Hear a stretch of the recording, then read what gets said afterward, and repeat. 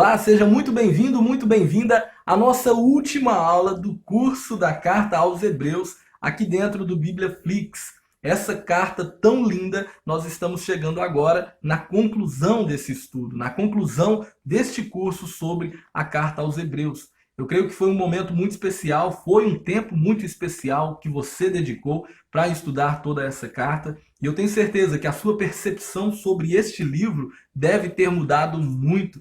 Sabe por quê? Porque outrora, eu particularmente, quando lia a carta aos Hebreus, eu não entendi muita coisa. É uma linguagem até um pouco difícil, dependendo da versão que você estiver lendo, como por exemplo na versão Almeida, você pode ter passado, talvez lido Hebreus várias vezes e não ter compreendido muita coisa. Mas eu tenho certeza que o BíbliaFlix te abençoou de alguma forma e você, com este curso, pode hoje dizer que compreende a mensagem desta carta. Nós entendemos em todos esses capítulos que não se sabe ao certo quem é o autor da carta aos Hebreus, mas nós podemos dizer que era um homem inspirado por Deus, uma pessoa cheia do Espírito Santo, e debaixo da inspiração do Espírito Santo, essa pessoa nos mostrou aos hebreus que estavam sendo tão perseguidos naquele tempo, que eles deveriam permanecer fiéis, porque Cristo é superior a tudo e a todos. Não precisavam voltar para o judaísmo, mas deveriam permanecer firmes na fé cristã, ainda que passassem por perseguições, por lutas, tivessem seus bens confiscados, tivessem os seus direitos tomados, eles deveriam permanecer firmes, porque Cristo é a realidade. Todo o Antigo Testamento, todo o judaísmo era só a sombra, estava só apontando para Jesus, e os hebreus agora compreenderam isso. E eu tenho certeza que nós também compreendemos. E nós vamos concluir hoje com o estudo do capítulo 13. Eu vou ler todo o capítulo 13, tem 25 versículos, e depois a gente estuda verso por verso. Então pega a sua Bíblia e vamos estudar este capítulo tão importante. Primeiro a leitura do verso 1 até o verso 25, diz assim a palavra de Deus. Seja constante o amor fraternal. Não se esqueçam da hospitalidade. Foi praticando-a que, sem o saber, alguns acolheram anjos. Lembrem-se dos que estão na prisão, como se aprisionados com eles. Dos que estão sendo maltratados, como se vocês mesmos estivessem sendo maltratados. O casamento deve ser honrado por todos. O leito conjugal conservado puro, pois Deus julgará os imorais e os adúlteros. Conservem-se livres do amor ao dinheiro e contentem-se com o que vocês têm, porque Deus mesmo disse, nunca o deixarei, nunca o abandonarei. Podemos, pois, dizer com confiança, o Senhor é meu ajudador, não temerei, o que podem me fazer os homens? Lembrem-se dos seus líderes que lhes falaram a palavra de Deus. Observem o resultado da vida que tiveram e imitem a sua fé. Jesus Cristo é o mesmo ontem, hoje e para sempre. Não se deixem levar pelos diversos ensinos estranhos. É bom que o nosso coração seja fortalecido pela graça e não por alimentos cerimoniais, os quais não têm valor para aqueles que o comem. Nós temos um altar do qual não tem direito de comer os que ministram no tabernáculo. O sumo sacerdote leva sangue de animais até o Santo dos Santos, como oferta pelo pecado, mas os corpos dos animais são queimados fora do acampamento. Assim, Jesus também sofreu fora das portas da cidade, para santificar o povo por meio do seu próprio sangue. Portanto, saiamos até ele, fora do acampamento, suportando a desonra que ele suportou. Pois não temos aqui nenhuma cidade permanente, mas buscamos a que há de vir. Por meio de Jesus, portanto, ofereçamos continuamente a Deus um sacrifício de louvor, que é fruto de lábios que confessam o seu nome. Não se esqueçam de fazer o bem e de repartir com os outros o que vocês têm, pois de tais sacrifícios Deus se agrada. Obedeçam aos seus líderes e submetam-se à autoridade deles. Eles cuidam de vocês como quem deve prestar contas. Obedeçam-lhes para que o trabalho deles seja uma alegria e não um peso, pois isso não seria proveitoso para vocês. Orem por nós. Estamos certos de que temos a consciência limpa e desejamos viver de maneira honrosa em tudo. Particularmente, recomendo-lhes que orem para que eu lhes seja restituído em breve. O Deus da paz, que pelo sangue da aliança eterna trouxe de volta dentre os mortos o nosso Senhor Jesus, o grande pastor das ovelhas, os aperfeiçoe em todo o bem para fazerem a vontade dele, e opere em nós o que lhe é agradável mediante Jesus Cristo, a quem seja a glória para todo sempre. Amém. Irmãos, peço que suportem a minha palavra de exortação. Na verdade, o que eu lhes escrevi é pouco.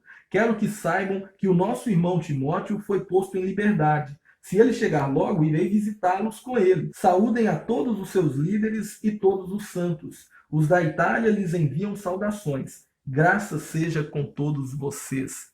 O autor termina essa carta de forma linda e nós vamos estudar agora verso por verso para que você compreenda como ele finaliza de forma tão bela essa carta, que é uma das mais bonitas, na minha opinião, de todo o Novo Testamento. Acompanhe então, vamos começar aqui do verso 1, levando em consideração o contexto de tudo que ele já falou. O autor terminou o capítulo 12 mostrando que nós agora podemos nos aproximar do Senhor. Não é mais como aquele monte onde ali no Sinai o Senhor se manifestava de forma tão tremenda, de forma tão terrível era o espetáculo, que ninguém podia chegar ao monte. Não, agora nós podemos nos aproximar, estamos no Monte Sião, é o que o autor diz. A nossa fé não pode ser abalada, estamos diante do Senhor. É o que o autor nos mostrou no fim do capítulo 12, mostrando que Deus continua sendo um fogo consumidor, ele é o mesmo. E depois que conclui isso, ele entra então no assunto que nós vemos aqui no capítulo 13, que são as exortações finais que o autor vai fazer então, finalizando a sua carta. No verso 1, ele disse o seguinte: seja constante o amor fraternal. Ou seja, o amor entre vocês, o amor da família, o amor que vocês têm uns pelos outros, ele deve ser constante. Não deve ser um amor com altos e baixos, não. Não deve ser um amor que num momento você ama muito, no outro momento você esquece do seu irmão. Não. O amor deve ser constante, uns para com os outros, sempre amando uns aos outros, como Cristo nos amou. Ele ainda continua, agora ele diz no verso 2, não se esqueçam da hospitalidade. Foi praticando-a que, sem saber, alguns acolheram anjos. Ou seja, o autor está mostrando que eles deveriam continuar sendo hospitaleiros. E ele cita aqui que, sem saber, algumas pessoas acolheram anjos. É como, por exemplo, Abraão e Ló, lá no Antigo Testamento, quando eles receberam aqueles homens e eram anjos do Senhor que estavam ali, que inclusive salvaram ali Ló e sua família, foram lá até a casa de Ló para salvar a ele, a sua casa. Foram anjos que passaram também pela casa de Abraão, e eles são exemplos de homens de Deus que, sendo hospitaleiros, receberam ali anjos em suas casas sem saber que eram anjos. Entendem? Então o autor está mostrando, continuem sendo hospitaleiros, não porque vocês vão ficar aí querendo receber anjo na casa de vocês, nada disso, mas porque o próprio Jesus nos ensina, aquele que recebe um desses pequeninos, a mim está recebendo. Então, a hospitalidade, o amor uns pelos outros, receber uns aos outros, a hospitalidade era tão exaltada nessa cultura, nesse tempo. Então, o autor está falando, continuem assim, sejam hospitaleiros, porque isso agrada ao Senhor. O autor diz no verso de número 3, lembrem-se dos que estão na prisão, como se aprisionados com eles, que estão sendo maltratados, como se vocês mesmos estivessem sendo maltratados. Ou seja, o autor começa a falar aqui, ele está levando já para o fim da sua carta, e ele está fazendo com que as pessoas se coloquem nos lugares das outras. Ou seja, ele está querendo que eles tenham compaixão uns dos outros, mostrando que foi exatamente isso que Jesus fez. Jesus, ele é maior, ele é superior, mas ele se tornou pequeno, ele se fez como nós e passou por tudo aquilo que nós passamos para que pudesse nos salvar. Então o autor está falando que vocês tomem as dores uns dos outros, entendam uns aos outros, estejam sempre ao lado uns dos outros, se coloque no lugar do seu irmão para que você entenda exatamente o que ele passa e possa se compadecer dele. O autor diz então no verso de número 4, o casamento deve ser honrado por todos. E isso é lindo porque o autor ele faz questão de mostrar que o casamento, o amor entre homem e mulher, ele deve ser honrado por todas as pessoas. É um ato honroso o casamento, as pessoas se casarem, porque essas pessoas estão construindo famílias que glorifiquem a Deus, estão seguindo o padrão que Deus ensinou lá no Jardim do Éden, para que Adão e Eva se multiplicassem, enchessem a terra, ou seja, para que eles fossem um para com o outro em amor, em união.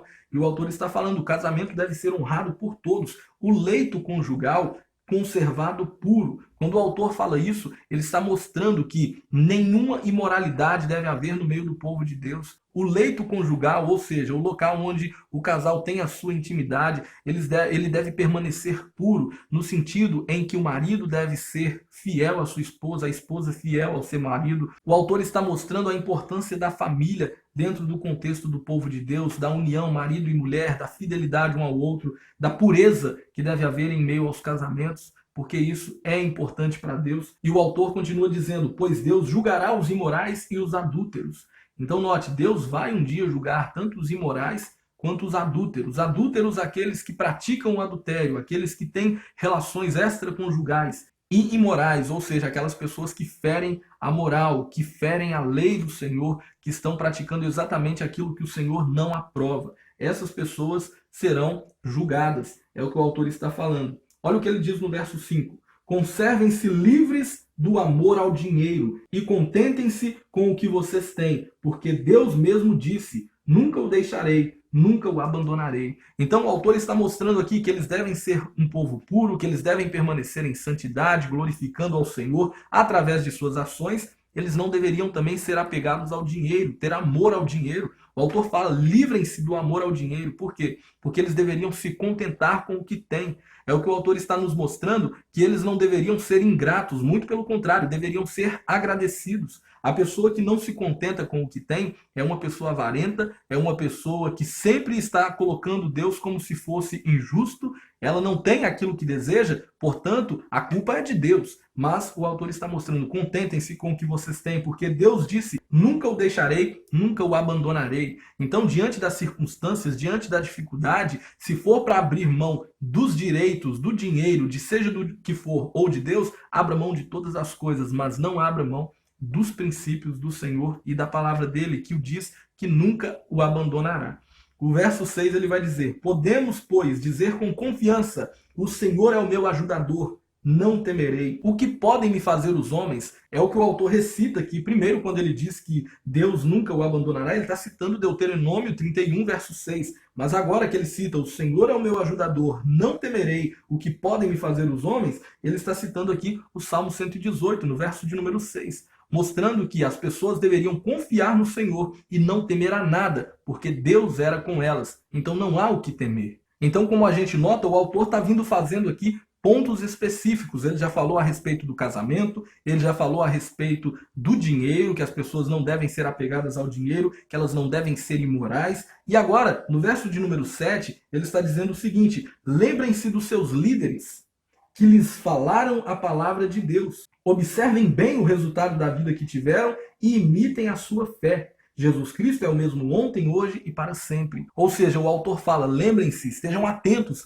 à vida das pessoas, dos seus líderes, aquelas que te ensinaram a palavra. Porque analisem os resultados dela, olhem para a vida delas e vocês vão ver os frutos do Senhor, vocês vão ver o que o Senhor preparou para cada uma delas. E ele diz: Jesus Cristo é o mesmo ontem, hoje e para sempre. Ou seja, mostrando que o mesmo Deus que agiu no passado e transformou vidas de homens e mulheres fiéis no passado, também transforma hoje e continuará transformando para sempre. Por isso, analise a vida dessas pessoas, olhe para elas, veja o resultado da fé delas, olhe o que a fé delas produziu, o que elas se tornaram para louvor da glória de Deus. Lembrem-se dessas pessoas, é o que o autor fala. Mais à frente ele vai falar: submetam-se a esses líderes, a essas pessoas que ensinam a palavra, no sentido não de que você deve venerá-los, mas admirá-los, respeitá-los, porque Deus está usando a vida dessas pessoas para abençoar cada vez mais vidas. E o autor diz no verso de número 9: não se deixem levar pelos diversos ensinos estranhos.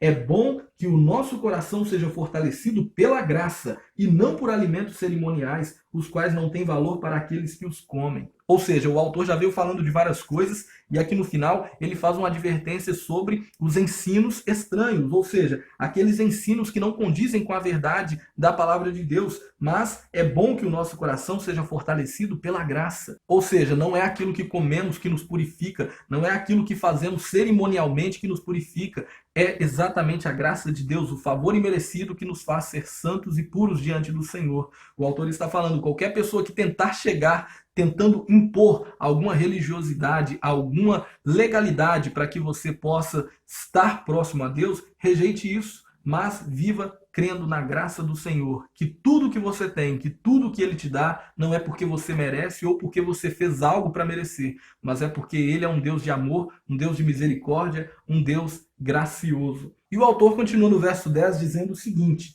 nós temos um altar do qual não tem direito de comer os que ministram no tabernáculo. O que o autor está querendo dizer com isso aqui? Nós temos um altar que as pessoas que ministram lá no tabernáculo não podem comer nesse altar. Altar nos lembra logo de sacrifício.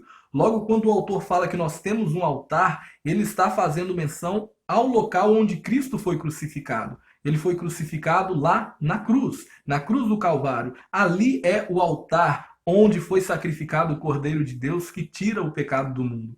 E o autor está falando que essas pessoas que servem no tabernáculo não podem comer nesse altar porque elas não creem. Eles que estão lá no judaísmo ainda, eles rejeitaram a Cristo. Os sumos sacerdotes, os que serviam lá naquele altar, eles não creram no Senhor Jesus. Portanto, eles não podiam participar disso que o autor está falando aqui.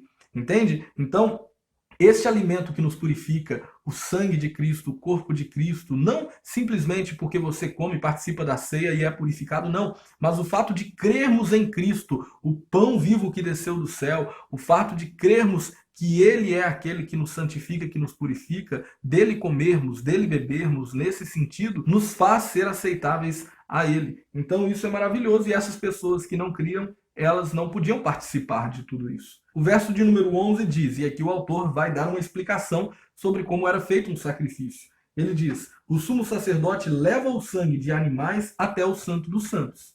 Perfeito.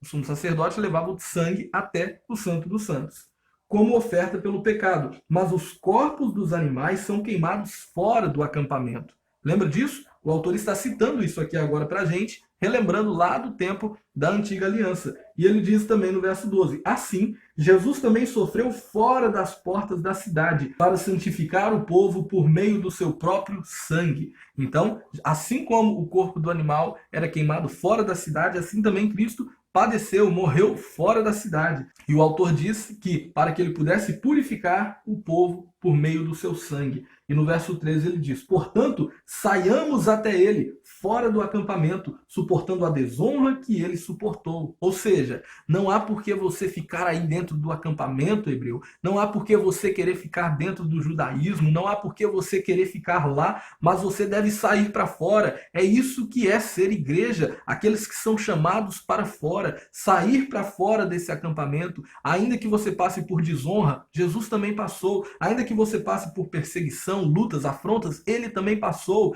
e devemos ir até ele. Ou seja, sairmos dessa vida de sombras e irmos em direção à luz, porque ela já veio ao nosso encontro. Então, o autor está mostrando aqui para a gente, ele está usando esse simbolismo para mostrar aos hebreus que eles deveriam permanecer fiéis e estarem sempre fazendo a vontade do Senhor, permanecendo, suportando as adversidades, assim como Cristo suportou também desonra e tanta dificuldade. O verso 14 ele diz, pois não temos aqui nenhuma cidade permanente, mas buscamos a que há de vir. Ou seja, não há por que vocês ficarem querendo reter e ter o coração de vocês aqui nessa terra. Não temos aqui nenhuma cidade permanente, ou seja, tudo isso aqui vai passar. Mas nós cremos na cidade que há de vir, naquela ao qual nós já fazemos parte, foi o que ele disse lá no capítulo de número 12. Aquela cidade celestial, aquele povo de Deus. Então, o autor está mostrando, não queiram ficar, quem quiser ganhar a sua vida, perdeu, mas quem quiser perder a sua vida, estiver disposto a perder a sua vida por amor a Cristo,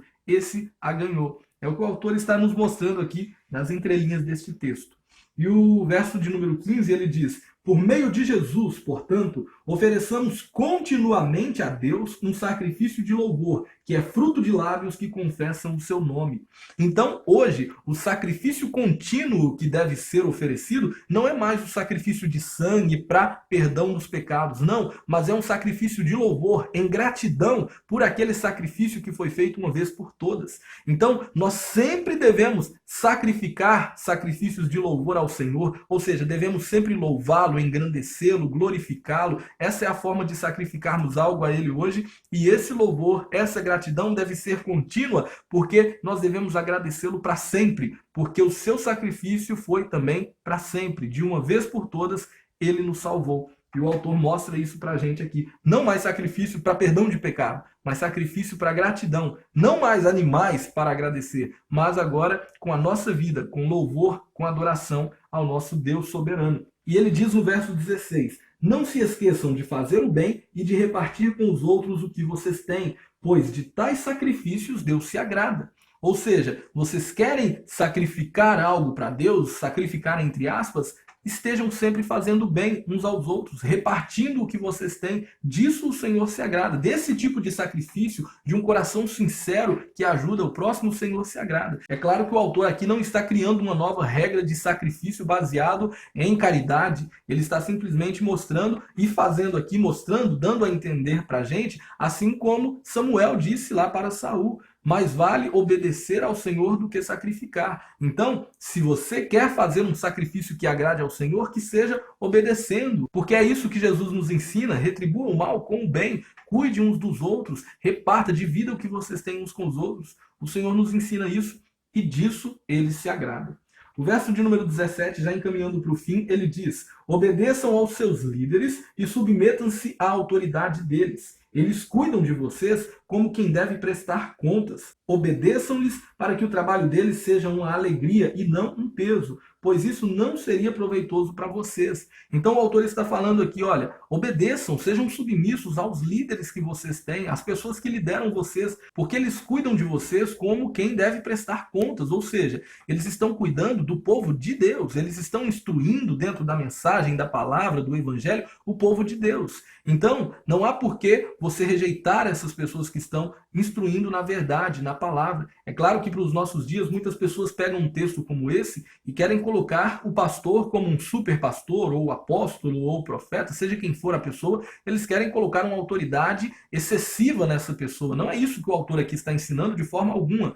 Mas ele já falou, analise a vida de seus líderes, olhe para o que Deus fez na vida deles e veja, se for de acordo com a vontade, com a palavra de Deus, submetam-se a essas pessoas, entendam que elas estão debaixo da bênção do Senhor, que elas estão sendo usadas por Deus e que elas vão prestar contas diante de Deus um dia, e se elas estão fazendo isso com amor, para glorificar o nome do Senhor, esteja ao lado delas, que não seja um peso para elas, mas que elas possam exercer essa função de cuidar de pessoas com alegria. Muitas das vezes, muitas pessoas estão amarguradas, fazem o trabalho da obra amarguradas, porque simplesmente ninguém respeita mais a autoridade dessa pessoa no que tange a palavra de Deus. A pessoa quer ensinar, ela quer fazer o melhor, a sua vida é um bom testemunho que glorifica a Deus, mas infelizmente nem todo mundo entende isso, nem todo mundo entende essa palavra e acaba desonrando essa pessoa de várias formas, no sentido de não dar crédito para o que ela fala, no sentido de não respeitá-la como homem ou mulher de Deus, e o autor está nos mostrando que haja respeito, que a pessoa possa fazer isso por amor,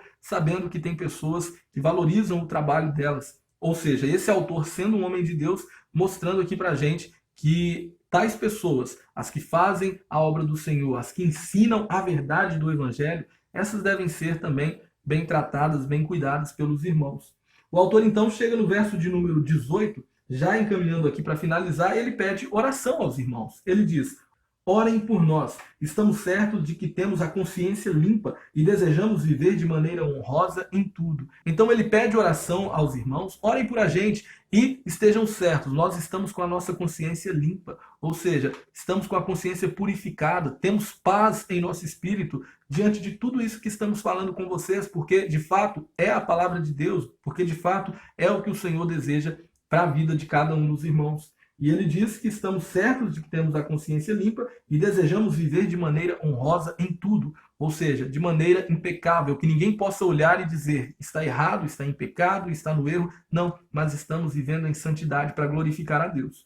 O autor então diz no verso 19: particularmente, recomendo-lhes que orem para que eu lhes seja restituído em breve. Então esse texto aqui está nos mostrando que provavelmente o autor não podia ter com os hebreus por alguma ocasião. Ninguém sabe se ele estava preso, se ele estava passando por alguma dificuldade, estava muito distante. Ele escreveu essa carta e fala: orem particularmente para que eu possa ser restituído a vocês em breve, para que eu possa estar com vocês em breve, para que estejamos juntos, para que eu possa continuar debaixo da orientação do Senhor, orientando cada um deles na palavra de Deus. É o pedido do autor, e no verso 20 ele então dá uma bênção aos irmãos dizendo: o Deus da paz, que pelo sangue da aliança eterna trouxe de volta dentre os mortos o nosso Senhor Jesus Cristo, o grande pastor das ovelhas, os aperfeiçoe em todo o bem para fazerem a vontade dele, e opere em nós o que lhe é agradável mediante Jesus Cristo, a quem seja a glória para todos sempre. Amém. Então o autor está finalizando a sua carta dizendo: olha, que o Deus da paz, aquele mesmo Deus que pelo sangue da nova aliança, pelo sangue de Cristo, que pelo sangue dessa aliança eterna trouxe de volta dos mortos Jesus Cristo, que é o nosso Senhor, que é o Todo-Poderoso, que ele os aperfeiçoe em todo bem para fazerem a vontade dele.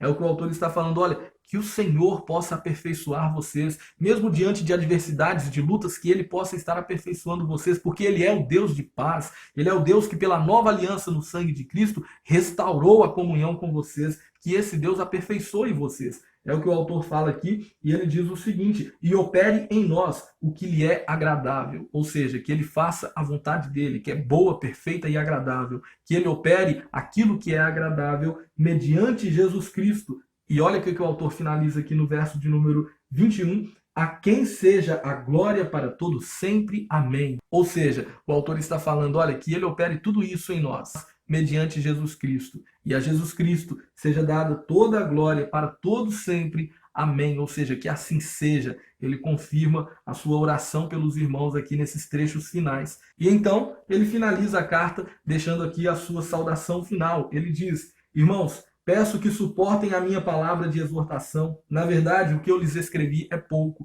Então, note, o próprio autor reconhece, ele está exortando os irmãos, exortando para que eles permaneçam na verdade. E ele diz, olha, irmãos, suportem tudo isso que eu falei com vocês. E olha, o que eu disse para vocês ainda é pouco. Vocês devem suportar por muito mais. Note que o autor escreveu muita coisa aqui, ele falou muita coisa a respeito de Jesus, mostrando a superioridade do Senhor sobre todos os homens do passado, sobre Moisés, sobre Arão, sobre Abraão, sobre os anjos, sobre os profetas, sobre o sacerdócio, sobre tudo e sobre todos. E ele ainda vem e fala, tudo que eu disse para vocês ainda é pouco. Suportem essa exortação. E ele diz então no verso de número 23, ele diz, quero que saibam que o nosso irmão Timóteo foi posto em liberdade. Então olha que interessante, ele está falando aqui que Timóteo, que estivera preso, foi posto novamente em liberdade, e ele diz, se ele chegar logo, irei vê-los com ele. Ou seja, o autor já estava dizendo, se Timóteo chegar logo, eu vou junto com ele para ver vocês. Então, mais uma notícia boa para os hebreus. Timóteo, que era um servo do Senhor, um homem fiel,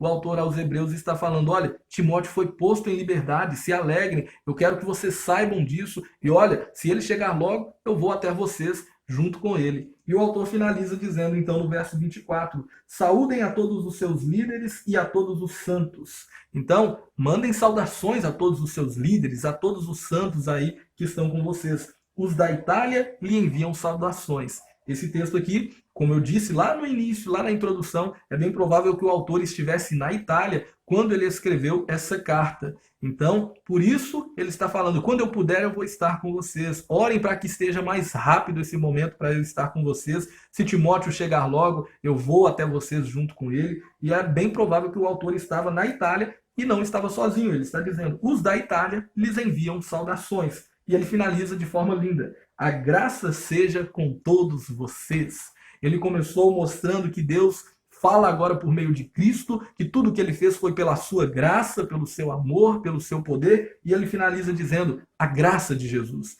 que a graça dele seja com todos vocês, ou seja, que essa graça permaneça com vocês. O autor finaliza a carta de forma tremenda, mostrando aqui nesse capítulo 13 que os irmãos devem permanecer fiéis, eles devem honrar o casamento, eles não devem ser apegados ao dinheiro, mas devem ser gratos ao Senhor por tudo aquilo que Deus dá a eles, confiar que Deus vai sustentá-los, nunca vai abandoná-los, e eles devem também lembrar-se sempre dos seus líderes, aqueles homens de Deus que ensinam a palavra fielmente. Eles devem estar sempre alegres porque lá no altar, na cruz do Calvário, Jesus morreu e ele não se importou em ser levado para fora, em ser desonrado de todas as formas. E nós também não devemos ficar apegados a essa terra, devemos ir para fora junto com Cristo. Se for para sofrer, se for para apanhar, se for para ter os bens confiscados, permaneçamos, porque Cristo não viu dificuldade, morreu lá na cruz e foi desonrado por causa do amor dele por nós. E o amor dele em nós nos faz também passar por todas as coisas e permanecer firme no Senhor. E o autor concluiu dizendo que devemos sim sacrificar hoje ao Senhor o quê? Louvor, adoração, cuidado uns para com os outros, amor uns pelos outros. E é claro, o autor termina deixando aqui as suas saudações finais, dizendo para os irmãos orarem, porque em breve ele queria estar com os irmãos. Se Timóteo chegasse mais cedo, eles estariam indo até lá para ficar com o povo de Deus. E ele finaliza mandando aí saudações dos irmãos da Itália e dizendo que a graça do Senhor seja com todos vocês. Irmãos, aqui nós finalizamos o estudo da carta aos Hebreus. E diante disso, meu coração fica cheio de alegria, sabe por quê? Porque durante muito tempo essa carta, para mim, ela não fazia sentido.